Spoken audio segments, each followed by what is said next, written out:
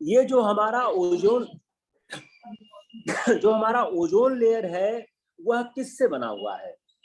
बड़ा आसान सवाल, ओजोन से बना है। ओजोन को डिस्टर्ब कौन करता है? सीएफसी गैसेस करती है। सीएफसी गैसेस होती कौन सी है? सीएफसी गैसेस ओजोन लेयर को कैसे डिस्टर्ब करती है?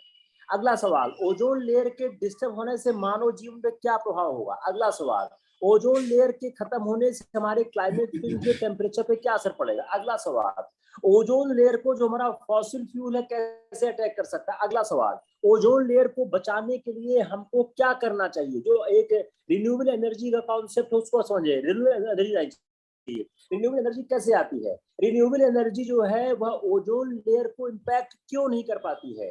अब अगर इम्पैक्ट करती है तो कितना करती है? अगला सवाल, सरकार रिन्यूएबल एनर्जी को बढ़ाने के लिए क्या क्या काम कर रही है? अगला सवाल, जो हमारा फॉसिल फ्यूल है अगर इसको हम खत्म कर देंगे या कम कर देंगे, बंद कर देंगे, इसका हमारे पर क्या असर पड़ेगा? Next question, India fossil fuel को खत्म करने से परहेज क्यों कर रही है? नेक्स्ट क्वेश्चन, इंडिया के अलावा वर्ल्ड की जो और कंट्रीज हैं वह फॉसिल फ्यूल पे क्या काम कर रही हैं और किस कंट्री ने क्या डेडलाइन दी है फॉसिल फ्यूल को खत्म करने की? जब तक आप ये सीरीज कंप्लीट नहीं करोगे आप atmosphere, ozone layer, CFC, fossil fuel, renewable का सवाल हैंडल नहीं कर पाओगे। तो my whole intention to enlighten you how to proceed further. अपने वो कॉन्सेप्ट तो समझना ही है, हम एक अनएंडिंग क्वेश्चन की सीरीज बनाते चले। अगर आप यूपीएससी को देखो तो ABCD करके वो सवाल ऐसे ही बनाते हैं। Thank you. एक और सर तो जो बात सर ने बताई उसका अगर आप सब लोग समझ ही गए होंगे इम्प्लीकेशन क्या है। मुख्य रूप से जब भी आप एटमॉस्फेयर के स्ट्रक्चर को, ठीक है, या अर्थ एनवायरमेंट को आप पढ़ रहे हो तो उसके दो एंगल होने चाहिए। ठीक है, अभी हम सिर्फ एक एंगल एक्सप्लोर कर रहे हैं इस पर्टिकुलर इंडेवर में हम लोग। ठीक है, इस जो हम लोग अभी पढ़ाई करेंगे अगले 3-4 लेक्चर, उसमें एक पक्ष सिर्फ देख रहे हैं, वो है जलवायु को की प्रक्रियाएं जो है। ठीक है, उसका दूसरा पक्ष जो है वो पर्यावरण है। तो जो सर बता रहे हैं पर्यावरण के एंगल से, उस दृष्टिकोण से भी आपको हमेशा दिमाग में बैठा रहना है कि इस पर क्या सवाल पूछ सकता है। वो पर्यावरण का एक है, पर्यावरण और प्रदूषण। ठीक है, वो एक पक्ष हो गया। अभी हम लोग प्योर जो क्लाइमेटोलॉजी है उस पर पहले पूरा सीख लेते हैं। ठीक है, तो अगर आप लोगों ने एनसीईआरटी पढ़ी होगी, एक नजर भी डाला होगा, तो अब आप सीधे सीधे जान सकते हैं। अगर मोटी आप उसको डिवाइड करना चाहें, किलोमीटर्स में आप समझना चाहें, तो 0 से लेके 10-12 किलोमीटर तक, 10 किलोमीटर तक आपका जो है वो ट्रोपोस्फेयर हो गया। ट्रोपोस्फेयर के बाद जो है वो ट्रोपोपॉज की एक लेयर आ गई, आपको जान के। उसके बाद स्ट्रेटोस्फेयर हो गया, ओजोन लेयर वाला हो गया। ठीक है, स्ट्रेटोस्फेयर जो है 50 किलोमीटर तक वो समाप्त हो गया, 50। फिर उसे स्ट्रेटोपॉज कहते हैं। दो के बीच में जहां भी वो खत्म हो जाएगा स्ट्रेटोपॉज बोल देंगे। ठीक है, उसकी लेयर हो गई। स्ट्रेटोपॉज के ऊपर फिर मिजोस्फेयर आता है, मिजोस्फेयर। ठीक है, मिजोस्फेयर के ऊपर जो है वो थर्मोस्फेयर आता है। ये क्रम छोटा सा याद रख लीजिए, ज्यादा परेशान होने की जरूरत नहीं। ये इस प्रकार से ये इनकॉन्सिक्वेंशियल फैक्ट्स हैं अगर आप एग्जाम के हिसाब से देखिए, लेकिन आपको अभी इनमें होने वाली जो प्रक्रियाएं हैं जब हम सारा एक जोड़ के आपको बताएंगे तब आपको समझ में आएगा कि क्रम थोड़ा सा दिमाग में होना चाहिए। तो सबसे नीचे हो गया ट्रोपोस्फेयर, स्ट्रेटोस्फेयर, मिजोस्फेयर, और फिर सबसे ऊपर जो है वो थर्मोस्फेयर हो गया। ठीक है, इस चीज को बस हल्के से दिमाग में बैठा लेना है। आप ध्यान से सुनिए, एक बहुत इंपॉर्टेंट फिनोमिनन है दोस्तों जो आपको जाननी चाहिए।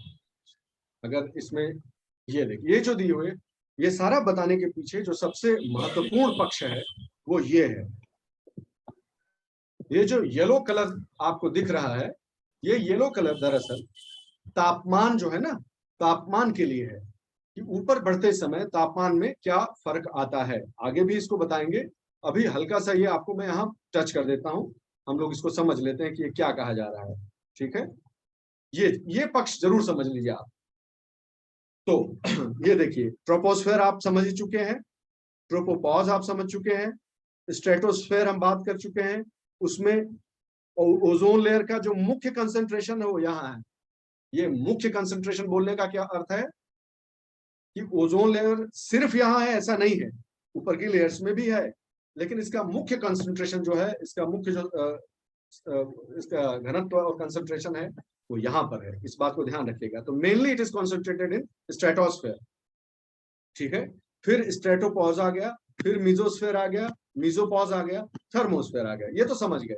लेकिन ये तापमान में ये जो वेरिएशन हो रहा है ये क्यों हो रहा है, ये है वो पार्ट जिसको कंसेप्चुअल पार्ट कहते हैं। ठीक है, तो पहला जो ट्रोपोस्फेयर में होने वाला परिवर्तन है वो सब लोग जान गए। ठीक है, वो सब जानते हैं कि सतह से गर्मी आती है, सतह से रेडिएशन रिफ्लेक्ट होता है, उसकी वजह से इतना दूर होते जाइए उतना ही जो वो। फिर ऐसा क्यों होता है कि स्ट्रेटोस्फेयर में जब ऊंचाई बढ़ी रही है तो स्ट्रेटोस्फेयर में भी तो ऊंचाई के साथ साथ तापमान कम होता जाना चाहिए ना, फिर तापमान बढ़ने क्यों लगता है यहाँ पर? पहले आप कोई अटेम्प्ट करिए, फिर हम इस पर चर्चा करते हैं, आप जानते ही होंगे। बताइए फिर ऐसा क्यों होता है कि स्ट्रेटोस्फेयर भी तो दूर जा रहा है ना सतह से, तो सतह से दूर जाते समय फिर स्ट्रेटोस्फेयर में भी तापमान कम होते जाना चाहिए, क्यों बढ़ रहा है? सर अल्ट्रावायलेट किरणों को जो अवशोषित करते हैं। बिल्कुल सही जवाब है। ओजोन लेयर का यहाँ कॉन्सेंट्रेशन अधिक होने के कारण जो अल्ट्रावायलेट रेज होती हैं, जो रेडिएशन आता है, उसका एक मेजर पोर्शन जो है वो यहाँ पर जो है अवशोषित हो जाता है, एब्जॉर्ब हो जाता है। That is the reason for temperature rise. ठीक है, temperature rise. So please understand this कि नॉर्मल जो नॉर्मल लैप्स है, नॉर्मल पैटर्न है वो ये है कि हाइट बढ़ने के साथ टेम्परेचर जो है वो घटेगा, लेकिन कई जगह पर इन्वर्जन होता है, इसे तापमान व्युत्क्रमण शायद हिंदी में बोलते होंगे, इसे टेम्परेचर या थर्मल इन्वर्जन बोलते हैं। तो कई ऐसे दो ऐसे जगह आएंगे, ये देखिए ये और ये जगह याद रखिए दोनों आप। ठीक है, स्ट्रेटोस्फेयर और थर्मोस्फेयर ये दो ऐसी लेयर्स है एटमॉस्फेयर की जहां पर टेम्परेचर जो है वो दरअसल हाइट बढ़ने के साथ बढ़ता है, और दोनों के कारण जो है वो अलग अलग है, इस बात को ध्यान रखिए। तो चलिए पहले बताते हैं, पहले आप सब जान गए हैं कि स्ट्रेटोस्फेयर में टेम्परेचर क्यों बढ़ता है हाइट बढ़ने के साथ, कोई पूछे तो बता दीजिएगा कि यही तो वो ओजोन लेयर का कंसंट्रेशन वाला एरिया है, यहाँ पर एब्जॉर्प्शन होता है रेडिएशन का बहुत ज्यादा, इसलिए यहाँ पर टेम्परेचर बढ़ता है। फिर पूछे आप कि फिर मीजोस्फेयर में क्या हो जाता है जी, मीजोस्फेयर में फिर क्यों घटने लगता है टेम्परेचर? तो आप बता सकते हैं कि यहाँ पर जो पार्टिकुलेट डेंसिटी है ना, एटमॉस्फेयर की जो पार्टिकुलेट डेंसिटी है गैस के मॉलिक्यूल्स की, वो बहुत कम है, बहुत ही कम है। इसलिए हालांकि उसके ठीक नीचे एक बहुत बड़ा हीट सोर्स मौजूद है, स्ट्रेटोस्फेयर बहुत गर्म है ओजोन की वजह से, लेकिन यहाँ पर जो रेयरिटी है, यहाँ पर बहुत ही रेयर, जिसे रेयरिफाइड बोलते हैं इसको। ठीक है, तो रेयरिफाइड है, गैस के जो मॉलिक्यूल्स हैं वो बहुत ही कम है और बहुत रेयरिफाइड है। फिर इसमें थोड़ा बहुत जो है वो कार्बन डाइऑक्साइड का भी कंट्रीब्यूशन माना जाता है, इसीलिए यह लेयर, इस लेयर में धीरे धीरे धीरे धीरे धीरे टेम्परेचर घटता जाता है। कोई पूछे कि एटमॉस्फेयर की सभी लेयर्स में, जितनी भी लेयर्स हैं ये आपको दिख रहे हैं, उसमें सबसे ठंडी लेयर कौन सी है, तो आपको दिमाग में एकदम क्लियर होना चाहिए। देखिए कहां तक जा रहा है टेम्परेचर, नीचे मिलाइए तो ये देखिए यहां तक चला जा रहा है, -80 -90 तक। कोई पूछे कि which is the coldest layer of the atmosphere, then you should not have any hesitation in replying कि जो है मीजोस्फेयर वो लेयर है जो सबसे ठंडी है। ठीक है भाई, फिर आएगी बात, आप समझ ही गए होंगे कि फिर मेसोपॉज से जब ऊपर जाते हैं थर्मोस्फेयर में पहुंचते हैं, तो फिर थर्मोस्फेयर में ऐसा क्यों होता है कि फिर बढ़ने लगता है, ऐसा क्यों होता है कि फिर से टेम्परेचर वहां पर बढ़ने लगता है? ठीक है, तो सबसे इंपॉर्टेंट चीज ध्यान रखिए यहाँ पर कि इस थर्मोस्फेयर में रेडिएशन जो है सबसे पहले आता है, आप जानते हैं सबसे पहले रेडिएशन, और खूब सबसे ज्यादा यहाँ खूब सबसे ज्यादा नहीं भी कहें कैटेगोरिकल होकर, तो यहाँ थर्मोस्फेयर में रेडिएशन जो सोलर रेडिएशन है वो बहुत अधिक मात्रा में एब्जॉर्ब होता है, और यहाँ पर नाइट्रोजन और ऑक्सीजन के जो एटम्स हैं उनकी वजह से, उनके प्रेजेंस की वजह से, और सोलर रेडिएशन के बहुत अधिक जो है वो एब्जॉर्प्शन की वजह से इसका टेम्परेचर फिर से बढ़ता है। So these are the precise reasons कि ट्रोपोस्फेयर में टेम्परेचर क्यों घटता है। आप जान गए कि वो proximity with the earth surface उससे रिलेटेड है। स्ट्रेटोस्फेयर में टेम्परेचर क्यों बढ़ता है, आप जान गए कि ओजोन और एब्जॉर्प्शन की वजह से होता है।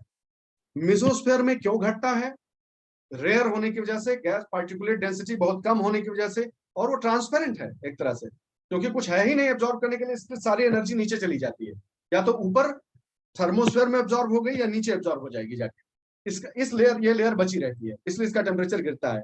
और सबसे ऊपर यानी थर्मोस्फेयर में क्यों होता है, यहाँ आयोनाइजेशन भी होता है, अभी हम देखेंगे कि थर्मोस्फेयर का ही एक पार्ट जहाँ पे जो आयनीकरण हो जाता है, आयोनाइजेशन जो हो जाता है, टूटकर प्लस पॉजिटिवली निगेटिवली चार्ज जो आयंस बन जाते हैं, उसकी वजह से इसके ही लेयर के एक हिस्से को आयोनोस्फेयर भी कहा जाता है, ठीक है, जस्ट आपकी नॉलेज के लिए।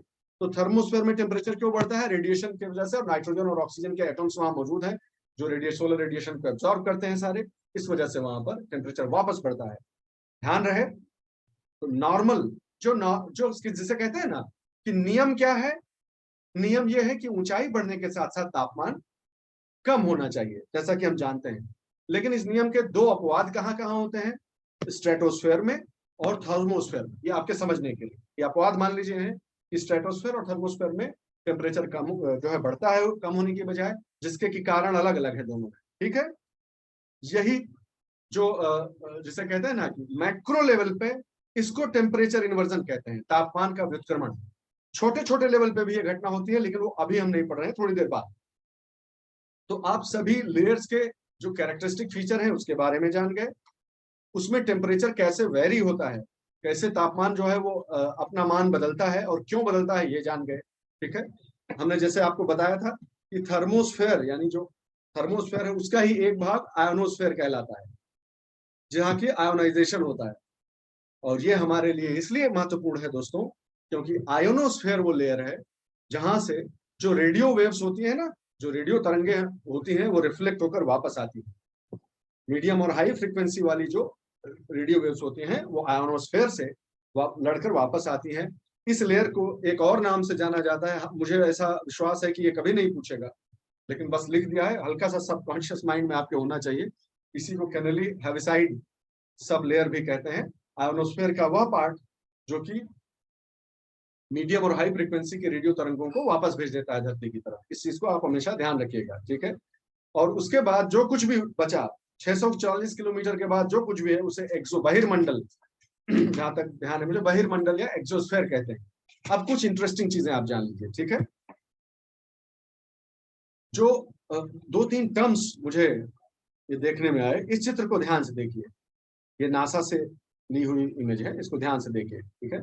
इसमें कुछ कुछ चीजें बताई गई हैं, जैसे कुछ एक टर्म्स हैं, कई बार ऐसा पूछ ले तो आपको मालूम होना चाहिए। नैक्रियस क्लाउड्स जो है, कि नैक्रियस क्लाउड्स क्या होते हैं, ठीक है। तो स्ट्रेटोस्फेयर में ध्यान रखिए, मुख्य रूप से जाने रहिए इस चीज को, पोल्स के ऊपर आप जानते ही हैं ये टोटल जो मैटर है वो पोल्स के ऊपर चपटा जैसा है, और इधर जो जो शेप है, जो यहाँ पर थिकनेस जो है वो इक्वेटर के ऊपर ज्यादा है। पोल्स के ऊपर स्ट्रेटोस्फेयर में जो कुछ क्लाउड्स जो है वो पाए जाते हैं, इस बात को ध्यान से समझ लीजिए। पोलर रीजन में, स्ट्रेटोस्फेयर में जो क्लाउड्स पाए जाते हैं उन्हें पोलर स्ट्रेटोफेरिक क्लाउड्स कहते हैं, या नैक्रियस क्लाउड्स भी उनको कहा जाता है। इसकी हिंदी देख लीजिएगा, इसको ध्यान रखिएगा, ठीक है। और इसी से मिलता जुलता एक और क्लाउड टाइप है, ध्यान से सुने इस चीज को, उसको पोलर मीजोस्फेरिक क्लाउड बोलते हैं। नाम से ही आपको पता चल गया होगा, मध्यमंडल या मीजोस्फेयर में ये जो बादल जैसी संरचना पाई जाती है उसे मीजोस्फेरिक क्लाउड्स कहते हैं। आप सब इस बात को जानते हैं ऑलरेडी कि भाई बादल बादल तो यहीं खत्म हो जाता है, सभी सब तो ट्रोपोस्फेयर की घटना है ना। ट्रोपोस्फेयर की घटना है, जो क्लाइमेट है, क्लाउड है, जो प्रीडोमिनेंटली है, तो ट्रोपोस्फेयर की घटना है। तो वहां क्लाउड कैसे बन रहा है? ऊपर जो है, जहां पर क्लाउड होने की कोई चांस, कोई संभावना ही नहीं होनी चाहिए, तो मीजोस्फेयर में क्लाउड कैसे बन रहा है? इसी प्रिसाइज रीजन से मैंने सोचा कि इसको इंक्लूड करके आपको बता देते हैं कि दरअसल होता क्या है कि एक्सेसिव मेथेन का प्रोडक्शन एक्सेसिव जो है वहां पर इमिशन होने की वजह से जो वाटर वेपर है वो मीटियोराइटिक क्लाउड्स, इसको हिंदी में बोले जो मीटियोराइट्स होते हैं ना, धूमकेतु वगैरह टाइप के जो मीटियोराइट्स होते हैं, डस्ट, उनकी जो डस्ट फैली होती है, धूल, उस धूल के चारों तरफ, ठीक है, उस धूल के चारों तरफ वाटर वेपर इकट्ठा हो जाता है और फिर आइस क्रिस्टल्स बन जाते हैं। आइस क्रिस्टल्स क्यों बन जाएगा जी? मीजोस्फेयर में आइस क्रिस्टल्स क्यों बन जाएगा? क्योंकि अब आप जानते हैं कि मीजोस्फेयर का टेम्परेचर क्या होता है, आपको मालूम है, अब हम पढ़ चुके हैं कि मीजोस्फेयर का जो टेम्परेचर है वो हाइट बढ़ने के साथ साथ माइनस में चलता चला जाता है। तो ध्यान रहे, ये जो इसके बहुत इंटरेस्टिंग है इसलिए बता रहे हैं, अभी आपको मैं रहस्य उद्घाटन करता हूं कि क्यों इंटरेस्टिंग है, इसको आप समझ जाएंगे। होता क्या है दोस्तों कि रात में 50 डिग्री और 70 डिग्री लैटिट्यूड समझ गए, लैटिट्यूड, लैटिट्यूड आप जान गए ना, ये लैटिट्यूड, अक्षांश बोलते हैं ना, अक्षांश। तो ये जो 50, हाँ, तो ये जो एरिया है ना, ये 50 और 70 डिग्री के बीच का एरिया है। यहाँ कई बार ऐसा होता है, ठीक है, समर मंथ्स में कई बार ऐसा होता है कि यहां से देख, यहां पर खड़े हुए, यहां पर रहने वाले ऑब्जर्वर को रात में चमकता हुआ बादल दिखाई पड़ता है। Please understand this, that's why it is important, it's a very unique phenomenon. तो रात में चमकता हुआ बादल, उसकी शर्त यह है कि जो देख ऑब्जर्व कर रहा है वो अर्थ की शैडो में हो, यानी मान लो सूरज इस तरफ है, ठीक है, तो देखने वाला यहाँ है शैडो में, अर्थ की शैडो में है, और बाकी पूरा एरिया भी अर्थ की शैडो में है, तो इसलिए वहां पर नाइट है, सब नाइट है, रात ही रात है, सब जगह अंधेरा है। लेकिन ये मीजोस्फेयर इतना ऊपर है, यहां कहीं है कि वो इतना ऊपर होने के बावजूद भी सनलाइट वहां ऐसे पहुंच जाती है ऑब्लिक तरीके से, और उस बादल को वहां शाइन करवा देती है। तो नाइट टाइम में शाइन करते रहते हैं वो क्लाउड्स।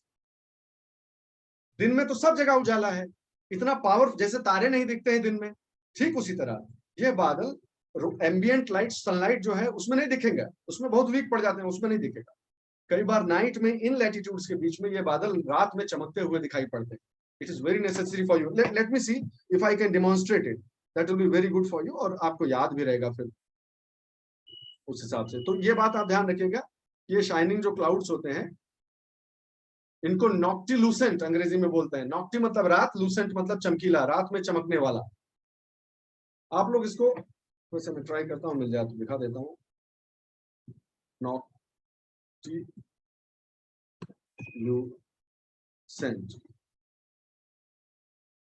हाँ, देखते हैं अगर कोई इमेज आ जाए तो आपको बढ़िया से दिख जाएगा। शेयर हो रही होगी स्क्रीन। तो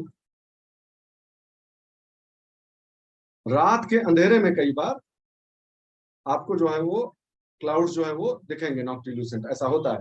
तो देखिए शाम हो गई है, रात हो रही है, ये देखिए, ये क्योंकि ऊपर मीजोस्फीयर में है इसलिए यहाँ सनलाइट पहुंच जा रही है डायरेक्ट, ठीक है। देखिए इधर सन जो है वो सेट हो चुका है नीचे, हमारी तरफ अंधेरा हो चुका है, लेकिन उसी सन की जो इधर सेट हो गया है उसकी रेस जो है वहां पहुंच जा रही है।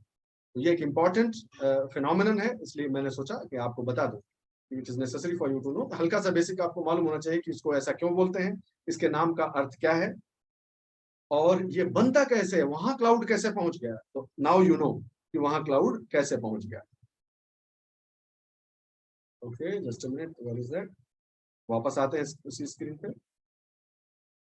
फाइन, तो ये वाला एस्पेक्ट भी आप समझ गए। अब जल्दी जल्दी मैं आपको कुछ पॉइंट्स ये बता देता हूँ। केमिकल कंपोजिशन आप देख लीजिएगा, ज्यादातर लोग जानते ही हैं, ठीक है, आपको मालूम है, लेकिन ये स्ट्रक्चर के हिसाब से तो बांट के देख लिया हम, केमिस्ट्री की फिजिक्स के हिसाब से बांट लिया हमने, ट्रोपोस्फेयर, स्ट्रेटोस्फेयर, ठीक है, मेसोस्फेयर, थर्मोस्फेयर, सब जान गए। लेकिन केमिस्ट्री के हिसाब से भी इनको दो भाग में बांटा जाता है, ठीक है, ये जान ले आप, ये आप देख लीजिएगा, इसमें समय नष्ट नहीं करेंगे। इंफॉर्मेशन बेस्ड चीजों में बहुत समय नष्ट नहीं करेंगे हम, वो आपका होमवर्क होना चाहिए, ठीक है, कंसेप्ट वाला चीज समझ लीजिएगा। उस बात पर जो हल्के से टच करके छोड़ दी थी उस पर वापस आते हैं। इंसोलेशन, जो आता हुआ सूरज का जो विकिरण है, सौर विकिरण है, इंसोलेशन, उसका एंगल पर क्या, एंगल का उस पर कितना प्रभाव पड़ता है। देखिए देखिए ध्यान से देखिए, अगर सीधे सिर के ऊपर हो सूरज, if angle of incidence is absolutely vertical, ठीक है, एकदम परपेंडिकुलर और वर्टिकल हो, तो देखिए बहुत कम एरिया में पूरा का पूरा सनलाइट जो है वो पड़ रहा है, कॉन्सेंट्रेटेड पड़ रहा है। एंगल जैसे जैसे उसका ऑब्लिक होता जाएगा, एरिया ऑफ इंसिडेंस बढ़ जाएगा, तो उतनी ही सनलाइट अब बहुत ज्यादा एरिया में पड़ रही है और एंगल से पड़ रही है। तो इंटेंसिटी ऑफ सोलर रेडिएशन यहाँ बहुत अधिक होगा और यहाँ बहुत कम होगा, ठीक है। और अब आप जानते हैं कि at different times of the year same जगह पे सूरज खड़ा हो सकता है सिर पे, और ऑब्लिक हो सकता है, तिरछा हो सकता है, ये भी आप जानते हैं। तो इसका प्लेस टू प्लेस वेरिएशन होगा ऑन द सेम डे। एक कोई तारीख ले लीजिए दिमाग में, उस तारीख को अलग अलग जगहों पर एंगल अलग अलग होगा, नंबर एक। नंबर दूसरा, उस ही जगह अलग अलग तारीख को सूरज का एंगल अलग अलग होगा। दोनों बात समझ गए। There will be a variation, spatial variation as well as temporal variation, अंग्रेजी में अगर कहा जाए तो, यानी स्थान परिवर्तन के साथ भी इसमें अंतर आएगा, और समय परिवर्तन के साथ में, वर्ष के कौन से समय पे आप कहाँ हैं इस पर भी इसका प्रभाव पड़ेगा। ध्यान रखेंगे इसको, ठीक है। यही वो बात कही जा रही है, देखिए। जी सर। ठीक है, आगे बढ़ जाते हैं।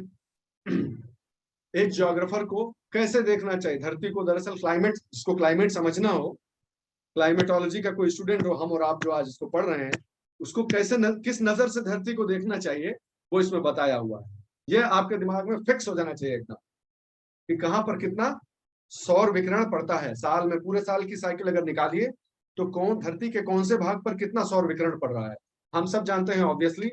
यही वो एरिया है, वहां से लेके कर्क रेखा से मकर रेखा के बीच का ये जो एरिया है, अगर देखिए तो सबसे ज्यादा इक्वेटोरियल जो एरिया है ना, 10 डिग्री से 10 डिग्री तो सबसे ज्यादा, मैक्सिमम से मैक्सिमम, ठीक है। और कर्क रेखा से मकर रेखा के बीच सूरज का जो है वो मूवमेंट होता है। सूरज मूवमेंट नहीं होता है, रिलेटिव टू अर्थ सूरज का मूवमेंट कह लीजिए, समझने के लिए होता है। तो यही इक्वेटोरियल बेल्ट है, जो कि अब एक इंपॉर्टेंट कॉन्सेप्ट, एनर्जी डेफिसिट और एनर्जी सरप्लस रीजन्स अर्थ के, धरती के जितना रेडिएशन इस बीच में यहां पड़ जाता है, सालों साल पड़ता ही रहता है दोस्तों, ठीक है। और यहां से रेडिएट रिफ्लेक्ट होकर वापस जाने वाला जो है वो, अगर एक साल में टाइम फिक्स कर दीजिए या किसी एक दिन में फिक्स कर दीजिए, तो you will find that the incoming solar radiation in this area is much higher than outgoing, है कि नहीं है? क्योंकि पूरा साल यही सूरज चमकता रहता है इसी के ऊपर। जबकि इन एरियाज में आप देखेंगे कि यहाँ पर सूरज जो साल भर का साइकिल निकालेंगे तो यहाँ पर सूरज की रोशनी उतनी, सूरज का रेडिएशन उतना आता ही नहीं। इसलिए अगर ओवरऑल मैथमेटिक्स आप करिए, पूरा गणित निकालिए, बैलेंस बजट निकालिए, तो आप पाएंगे ये जो एरिया है, ये जो एरिया है, ये रेडिएशन सरप्लस एरिया है, और जो पोलर एरियाज हैं वो रेडिएशन डेफिसिट एरियाज। आप बात समझ गए? सही बात है कि नहीं है? Because of the tilt of the earth and the total movement here we can understand, हम ये आसानी से समझ सकते हैं, क्योंकि घूम घुमा के इसी बीच वाले पट्टी पे ही सूरज का सारा रेडिएशन पड़ता रहता है। That is why the equatorial region will be an energy surplus area of the earth and the polar regions there will be energy deficit area। वहां ऊर्जा जो विकिरण जो है वो जिसे है वो क्या बोलेंगे, एनर्जी डेफिसिट और सरप्लस को की आप बताइए हिंदी में क्या बोलेंगे, उसे बता दीजिए मुझे। आधिक्य होगा, ठीक है, यहाँ पर आधिक्य होगा, ये आधिक्य वाले क्षेत्र हो जाएंगे, ऊर्जा और विकिरण के आधिक्य होगा, और वहां पर उनका जो है वो की न्यूनता होगी या उनका लाघव होगा, ठीक है। इस बात को समझ गए? तो इससे होगा क्या? अब दूसरा महत्वपूर्ण कॉन्सेप्ट बाय कॉन्सेप्ट बिल्ड करते हैं। उससे दिक्कत क्या आएगी कि अर्थ को, धरती को एक चैलेंज का सामना करना पड़ेगा, और वो चैलेंज, चुनौती क्या है? अपना ओवरऑल टेम्परेचर को तो बैलेंस करके रखना है, अपना जो ओवरऑल तापमान है उसको as a planet, as a body, as a physical body, उसको अपना टेम्परेचर रेगुलेट करके रखना है। तो इसीलिए कुछ एरियाज एनर्जी सरप्लस हैं, रेडिएशन सरप्लस हैं, और कुछ डेफिसिट है। तो उन दोनों के बीच एनर्जी का ट्रांसफर जब तक होगा नहीं तब तक क्या रेगुलेशन, थर्मल रेगुलेशन होगा, तापमान का जो नियमन है वो हो पाएगा? वो नहीं हो पाएगा। आपको जानकर ताज्जुब होगा कि यह एक छोटा सा कॉन्सेप्ट है जिसको कि अगर एक पिक्चर दिखाकर मैं आपको करूं तो आपको बड़ा अच्छा से समझ में आ जाएगा कि अच्छा ये रीजन होता है। आपने ओशियानिक करंट्स के बारे में सुना होगा, हवा का मूवमेंट भी आप जानते हैं, और करंट्स का भी मूवमेंट, समुद्री धाराएं चलती हैं उनका भी, गल्फ स्ट्रीम, ये स्ट्रीम, वो स्ट्रीम जानते हैं। तो आप सोचिए कि ऐसा क्यों होता है, कि जरूरत क्या है इसकी, ये कैसे, इनकी क्या जरूरत हो गई, कहां से चले? दरअसल ये जो सारी घटनाएं हो रही ना, साइक्लोन हमारे लिए गलत है, मानव जीवन के लिए गलत है, लेकिन हम इस बात को भूल जाते हैं कि जो सृष्टि की संरचना है वो मानव केंद्रित नहीं है, इंसान के हिसाब से सृष्टि की संरचना नहीं हुई है भाई। We are just, I mean, in nick of a second we are here. 24 घंटे में बांट लीजिए अर्थ की जर्नी को, तो हमको आए हुए 2-4 सेकंड भी नहीं हुआ होगा। हमारे हिसाब से नहीं होता है, अर्थ अपना रेगुलेशन करती है।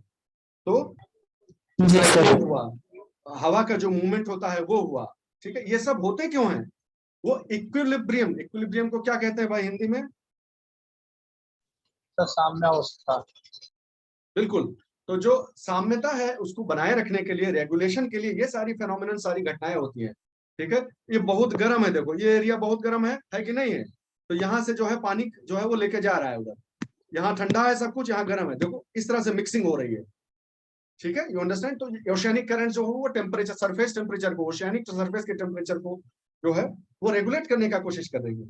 इसी प्रकार जमीन गर्म हो जाए और सागर जो है वो ठंडा रहे, जमीन गर्म हो जाए तो हवा चलना शुरू हो जाएगी, गर्म हवा ऊपर उठेगी और इधर से हवाएं आकर जो है वो ब्रीज जिन्हें बोलते हैं, ब्रीजेस जिन्हें बोलते हैं, वो हवाएं आकर उन्हें मिक्स करके टेम्परेचर को डाउन करने की कोशिश करेंगे। कन्वेक्शन होगा, एडवेक्शन होगा। तो ये क्यों हो रहा है? दरअसल घूम घुमाकर ये इसी जो रेडिएशन सरप्लस और रेडिएशन डेफिसिट जितने भी एरियाज हैं उनको आपस में उनकी साम्यता बरकरार रखने के लिए, उन्हें इक्विलिब्रियम में बनाए रखने के लिए, टेम्परेचर हीट रेगुलेशन के लिए ये सारे फिनोमिनन होते हैं। That is necessary for you to know. उनके पीछे का कॉन्सेप्ट ये है, आप जाने रहिए। ठीक है, वापस आते हैं। यहाँ पहुंच गए, ठीक है। यहाँ पर ये दोनों चीज जान गए आप। तीसरी चीज ये देखिए, वही जो हम कह रहे हैं उसको डायग्रामेटिकली बताया गया। सब पीडीएफ आपके लिए ही है, आप इसे बाद में देख लीजिएगा। अब एक बार जल्दी से ये बता देता हूं कि आता हुआ जो रेडिएशन है, ये जो सरप्लस और, देखिए आप समझ सकते हैं सरप्लस और डेफिसिट की जो बात की गई, और इसीलिए मूवमेंट देखिए इधर से इधर हो रहा है। जितना भी टेम्परेचर को रेगुलेट करने के लिए, चाहे हवा का मूवमेंट हो चाहे पानी का मूवमेंट हो, वो इस प्रकार से होता है सर्कुलेशन करने के लिए। अब ये चित्र बहुत जरूरी है आपके लिए जानना। ठीक है, जल्दी से मैं आपको बताना चाहता हूं कि जितना भी रेडिएशन आता है उसका होता क्या है, कितना परसेंट कहां जाता है। ये एक महत्वपूर्ण क्वेश्चन है। ठीक है, इसी को धरती का हीट बजट, धरती का ऊष्मा बजट कहते हैं। तो जो हीट बजट है धरती का वो क्या है, पहले ये फेनोमेनन समझ लीजिए कि ये क्या कहा जा रहा है। ये वही बात कही जा रही जो हमने आपसे अभी की थी थोड़ी देर पहले। हमने क्या तय किया था, हमने कौन सी जानकारी ली थी? हमने ये जानकारी ली थी कि जो सूरज से उच्च ऊर्जा वाला विकिरण आता है वो शॉर्ट वेव, ये देखिए छोटा छोटा बनाया गया है, शॉर्ट वेव्स के रूप में आता है, धरती पर गिरता है। कितना आ पाता है कितना नहीं आ पाता ये बाद में देखें। जितना भी शॉर्ट वेव धरती पर आ पाता है वो धरती उसको वापस रिफ्लेक्ट भी करती है। लेकिन अब ध्यान से सुना इस बात को, जिस स्पीड से यह आता है उस स्पीड से ये जाता नहीं है। ठीक है, धरती अपने विकिरण को बाहर निकालने में समय लेती है, और इसीलिए दोस्तों नहीं तो ठंडी हो जाएगी रात आते आते, दिन में गर्म होगी, रात में एकदम कोल्ड हो जाएगी धरती, और विंटर में क्या हालत होगा। इसीलिए धरती बहुत समय लेती है, टाइम लेती है, विकिरण को धीरे धीरे निकालती है। इसीलिए धरती का ओवरऑल टेम्परेचर आप एक टाइम लाइन में निकालेंगे तो वो मेंटेन रखता है अपना टेम्परेचर, आता जाता है, धीरे धीरे जाता जाता है, तो टेम्परेचर बना रहता है जितना टेम्परेचर होना चाहिए। एवरेज टेम्परेचर कितना है धरती का? 15 डिग्री के आसपास है। तो वो क्यों बना रहता है एवरेज टेम्परेचर? इसलिए क्योंकि आते हुए विकिरण के गिरने में, उसके शोषण में, अवशोषण में, और जो इसका परावर्तन है, उनके दोनों की दर में अंतर है, उनके रेट्स में डिफरेंस है। ठीक है, खैर वापस आते हैं। तो शॉर्ट वेव रेडिएशन आता है और लॉन्ग वेव रेडिएशन निकलता है, यहीं पे वो दिक्कत आ जाती है। आप सब जानते होंगे किस दिक्कत की बात कर रहा हूं मैं। हमारा वायुमंडल आती हुई जो शॉर्ट वेव है, स्ट्रेटोस्फेयर जो है, जो और ट्रोपोस्फेयर, जो आती हुई शॉर्ट वेव है उसके लिए तो पारदर्शी है, लेकिन जाता हुआ जो लॉन्ग लॉन्ग वेव है उसको ट्रैप कर लेता है। सेम वैसा ही चीज जो ग्रीन हाउस में होता है। ग्रीन हाउस में क्या होता है, आता हुआ विकिरण तो खूब आसानी से चला आता है, लेकिन जब वो परावर्तित होकर जा रहा होता है तो उसको जो है वो बहुत सारा पोर्शन उसका ट्रैप हो जाता है ग्रीन हाउस में। उससे क्या होता है जी, ट्रैप हो जाने से तापमान, जिस तापमान पर हमें चाहिए, हम ग्रीन हाउस को जिस तापमान पर रखना चाहते हैं, आता हुआ रोशनी क्योंकि पूरा जो है जा नहीं पाता, इसलिए उसका तापमान बढ़ा हुआ रहता है, उस लेवल पे मेंटेन रहता है जिस पे हम रखना चाहते हैं। ये जो ग्लास हाउस है, ठीक है, जो कि जाते हुए रेडिएशन को रोकता है, वही काम हमारे एटमॉस्फेयर में कौन करता है जी? बताइए जरा आप, अब बताइए। लॉन्ग वेव रेडिएशन को कौन रोक लेता है? Carbon dioxide. बिल्कुल, ठीक है। तो ग्रीन हाउस इफेक्ट, हाँ, ग्रीन हाउस इफेक्ट जो कहा जाता है कि कार्बन डाइऑक्साइड बहुत बढ़ जाएगा तो ग्रीन हाउस इफेक्ट बढ़ता जा रहा है, दरअसल यही हो रहा है, एग्जैक्टली वही हो रहा है। ग्रीन हाउस इफेक्ट इसलिए इसको कहते हैं क्योंकि ठीक ग्रीन हाउस की तरह शॉर्ट वेव रेडिएशन तो चला आ जाता है, आता है अंदर, लेकिन लॉन्ग वेव रेडिएशन पूरा नहीं जा पाता है, और जो ट्रैप हो जाता है लॉन्ग वेव रेडिएशन, वो उसका प्रभाव क्या होता है, परिणाम क्या होता है कि वो उस तापमान को बढ़ा देता है। वही चीज तो जो सर अभी बता रहे थे, ये है वो उसका कारण। ठीक है, कभी कंफ्यूज मत होइएगा। ओजोन ओजोन जो लेयर है उसका इफेक्ट, उसका कंट्रीब्यूशन दूसरे तरीके से है, अल्ट्रावायलेट रेडिएशन से संबंधित है, कार्बन डाइऑक्साइड का दूसरे से संबंधित है। आप जानते हैं वाटर वेपर, कार्बन डाइऑक्साइड, ये सब चीजें, ठीक है, ये ग्रीन हाउस इफेक्ट करते हैं। ये दोनों को अलग अलग समझे रहिएगा, गड़बड़ाइएगा मत। अगर बजट की बात की जाए तो इस प्रकार से कुछ होता है, ध्यान रखिएगा, कोई हार्ड एंड फास्ट रूल ऐसा नहीं है। कितना रेडिएशन पहुंच पाएगा धरती के सरफेस तक, धरती के सतह तक, ये इस बात पर भी निर्भर करता है कि स्काई क्लियर है, आसमान साफ है कि बादल है कि कैसा है, ये सब बहुत सारी चीजें मैटर करती है। लेकिन कह सकते हैं, इतना जरूर कह सकते हैं आप, मोटा मोटी अगर आपको याद रखने के लिए मैं बताऊं कि आधा ही पहुंचता है, इतना आप कह सकते हैं कि लगभग आधा वहीं रह जाता है ओजोन में और क्लाउड्स में, इस सब की वजह से रिफ्लेक्ट हो जाता है या एब्जॉर्ब हो जाता है वहां, और आधा ही धरती तक पहुंच पाता है। अब ये बताइए, जो आधा धरती तक पहुंचता है उसका होता क्या है? रिफ्लेक्ट होगा या कहीं कंज्यूम हो जाएगा, या तो कहीं इस्तेमाल हो जाए वो भाई, या फिर वापस परावर्तित हो जाए। तो जो इस्तेमाल उसका मुख्य होता है वो क्या होता है? तीन याद रखिएगा। इस्तेमाल, धरती पे जो आ गया उसका इस्तेमाल क्या होगा, उसकी नियति क्या होगी, उसका डेस्टिनी क्या होगा। नंबर 1 कि इवेपोरेशन करवाने के काम में खर्च हो जाए कुछ पार्ट, ठीक है, वाष्पीकरण करवाने में खर्च हो जाए, ठीक है, आप जानते ही हैं। गुप्त ऊष्मा सुना है नाम? गुप्त ऊष्मा कहते हैं क्या? Latent heat. लेटेंट हीट क्या होती है जी? मान ले, पानी की 3 अवस्थाएं जानते हैं सब लोग अच्छे से, पानी का 3 अवस्था सब जानते हैं। तो मान लो पानी है, पानी को भाप में बदलना है, तो जो है प्रावस्था का परिवर्तन हो गया ना, फेज चेंज करवा दिया आपने, ठीक है। लेटेंट हीट या तो उसमें यूज हो जाए, या थोड़ा बहुत ऐसा है जो गर्मी हमको लगती है, आपको जो गर्मी लगती है उसको क्या बोलते हैं? Sensible heat. पहला लेटेंट हीट हो गया, दूसरा सेंसिबल हीट, जो हम सेंस कर सके, वो वाला ऊष्मा, कुछ उसमें खर्च हो जाता है, और बाकी बहुत सारा परावर्तित हो जाता है वापस। ये बात ध्यान रखिएगा। तो 50% तो आता ही नहीं है लगभग। जो 50% आता है उनका इन 3 कारणों से, इन 3 कारकों में, इन 3 गतिविधियों में उपयोग हो जाता है। इस बात को जाने रहिएगा, ठीक है। एनसीईआरटी में ये चीज अच्छे से दी भी हुई है, ठीक है। तो अब जल्दी से हम अपने उसको समराइज करते हैं जो हमने अभी तक पढ़ा। क्या क्या है कि majority of insulation is short wave, ज्यादातर जो विकिरण आता है वो शॉर्ट वेव होता है, और एटमॉस्फेयर इज लार्जली ट्रांसपेरेंट, उसके लिए वायुमंडल पारदर्शी रहता है। तो इसका मतलब सबका सब आने देता है, जो कुछ नहीं आता है वो या तो ओजोन लेयर में, ठीक है, या क्लाउड्स वगैरह में कहीं फंस जाए तो ठीक, वरना 50% पहुंच जाता है। Number 2, insulation, angle of incidence, distance of earth from sun, clouds, ये सब प्रभावित करते हैं। बादल है कि नहीं, धरती जो है, जो चक्कर पूरा लगा रही है धरती, वो सूरज के नजदीक है कि सूरज से दूर है। एपहेलियन और पेरीहेलियन बोलते हैं दो अवस्थाओं को, जनवरी जुलाई आप जानते ही होंगे। तीसरी चीज, equator receives less insulation than the tropics, ठीक है, जो थिकनेस आप जानते ही हैं, ठीक है। और इक्वेटर, और किस चीज का प्रभाव पड़ता है? एक चीज का और प्रभाव पड़ता है दोस्तों, कि relative distribution of land and water.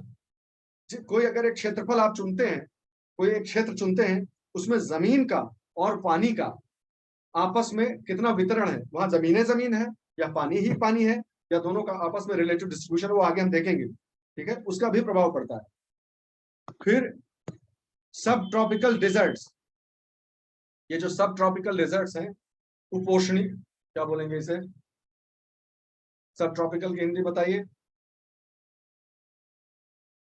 उपोष्ण कटिबंधीय ना, जो रेगिस्तान मरुस्थल होते हैं, उपोष्ण कटिबंधीय, बिल्कुल। तो अलग अलग तरह, अभी आप देखेंगे एक टर्म आता है एल्बिडो, ये भी यही बता देता हूं। एल्बिडो का अर्थ होता है कोई सरफेस, चाहे वो जमीन हो, पानी हो, घास लगी हो, बलुआ मैदान हो, रेगिस्तान हो, उस पर अगर विकिरण डाला जाए, मान लो टॉर्च से विकिरण आ रहा है, ये तो सूरज से आएगा, लेकिन उदाहरण के लिए उस पे टॉर्च में डालूं तो कितना % रिफ्लेक्ट करने की उसकी ताकत है, उसकी प्रॉपर्टी है, वो जितना रेडिएशन पड़ रहा है, विकिरण आ रहा है, उसमें से कितना रोक लेता है, अब्जॉर्ब कर लेता है और कितना रिफ्लेक्ट कर देता है। ये जो परसेंटेज है, ये जो प्रतिशत है कि वो कितना रिफ्लेक्ट कर देता है, इसे एल्बिडो कहा जाता है। अलग अलग सरफेस का एल्बिडो अलग अलग होता है, ठीक है। जैसे सबसे अधिक रिफ्लेक्शन किसका होगा, धरती के सरफेस पे सबसे अधिक रिफ्लेक्शन कहाँ होगा, इतना तो आप भी जानते हैं। खाली रंग के आधार पर बता दीजिए। ग्लेशियर। हाँ, रंग के आधार पर देखें तो सफेद रंग जो है वो, जो स्नो, जहां पर फ्रेश स्नो पड़ी होगी वहां का एल्बिडो सबसे अधिक होगा। फिर उससे नीचे आइए स्पेक्ट्रम में, तो रेगिस्तानी जो एरिया होगा, ठीक है, वो उससे थोड़ा कम होगा, घास वाला उससे कम होगा। काले रंग की अगर जमीन होगी, काले रंग, काली मिट्टी कहीं पर है, काले रंग का टेरेन है, वो सबसे कम होगा, ठीक है। तो ये एल्बिडो होता है, अलग अलग सरफेस का एल्बिडो अलग अलग होता है, ठीक है। अगली चीज हम क्या जाने कि troposphere absorbs much of the IR radiation. ये बात ध्यान रखिएगा, इंफ्रारेड रेडिएशन ट्रोपोस्फेयर में एब्जॉर्ब होता है, तो आईआर रेडिएशन निकल रहा है वो, ठीक है। फिर क्या सीखा हमने, earth receives solar short wave radiation and returns terrestrial long wave radiation. कोई इसमें याद रखने की जरूरत है, तो हम जानते हैं शॉर्ट वेव आती है, लॉन्ग वेव के रूप में जाती है ओवरऑल। लेकिन overall over a period of time आप देखेंगे तो अर्थ अपना टेम्परेचर मेंटेन कर ले जाती है, neither warms up nor cools down. यही वो लाइन है जो डिस्टर्ब हो रही है दोस्तों, ठीक है। ये जो प्रॉपर्टी अर्थ की है कि अगर एक खंड काल में आप देखिए तो धरती अपना टेम्परेचर साम्यता उसमें बनाए रखती है। उसका एवरेज टेम्परेचर मान लीजिए 15 डिग्री है, तो 15 डिग्री बना हुआ है। कब से बना हुआ है, तो पता चला कि 1750 से अभी तक बना हुआ है। यानी over a period of time धरती इन सब प्रक्रियाओं के द्वारा अपना तापमान में साम्यता बनाए रखती है। अब जब हम इन गैसियस कंपोजिशन को डिस्टर्ब करते हैं, ट्रोपोस्फेयर, स्ट्रेटोस्फेयर वगैरह को डिस्टर्ब करते हैं, तब कहा जाता है कि धरती का औसत तापमान 1 डिग्री बढ़ जाएगा, तो सी लेवल इतना बढ़ जाएगा। ये है वो जो हम डिस्टर्ब कर रहे हैं, जिसका मैक्रो इफेक्ट पड़ता है और जिससे हम झेलते हैं। ये आपको बता ही दिया। ये एक छोटी सी चीज है, देख लीजिए, और फिर हम इसको लॉग आउट करेंगे। और अभी समय हुआ 7:15 है, तो एक सेशन हम और कर लेंगे। ये छोटी सी चीज समझ लीजिए, जनवरी के समय में उत्तरी गोलार्ध में आप जल्दी से देखिए कि वहां पर लैंड अधिक है, पानी कम है, इसीलिए वो ज्यादा ठंडक हो जाती है, तो टेम्परेचर का वेरिएशन बहुत ज्यादा है गर्मी और जाड़े में। जबकि दाहिनी तरफ जुलाई में देखिए, तो जुलाई में जो है वो वैसा नहीं है। सदर्न हेमिस्फेयर में देखिए आप, दक्षिणी गोलार्ध में जो ये लाइंस जो है समताप रेखाएं कहलाती, ये लगभग पैरेलल चल रही है, जबकि यहाँ देखो ऐसा ऐसा हो जा रहा है। इसका कारण कोई पूछे क्या है तो बता दीजिए कि लैंड और वाटर का अलग अलग रिलेटिव डिस्ट्रीब्यूशन है, इसलिए, ठीक है। अब लॉग आउट करके वापस लॉग इन करते हैं और ये फाइनल सेशन होगा आज का।